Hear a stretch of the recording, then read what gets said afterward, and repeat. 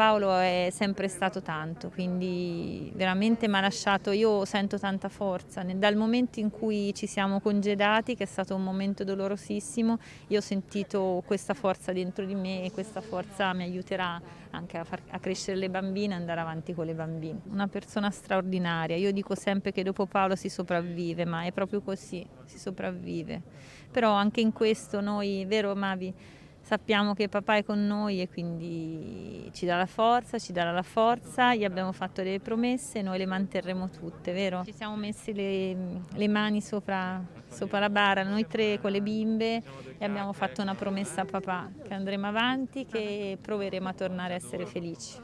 Io non è che conoscessi Vicenza, non sono vicentina, sono venuta 10 volte a Vicenza, ma tutta la forza che io ho sempre sentito e l'amore nei confronti di Paolo mi ha proprio spinto, il mio cuore mi diceva devi stare lì. L'abbraccio dei tifosi è stata una cosa veramente commovente, da ieri sera la fiaccolata, oggi l'applauso, io devo dire che noi, ecco, eravamo noi tre, ci siamo prese per la mano, ho detto è una cosa meravigliosa, ci ha riempito proprio di gioia nonostante il dolore, quindi grazie anche a tutti i tifosi, grazie a Vicenza, grazie al Vicenza, grazie a tutti.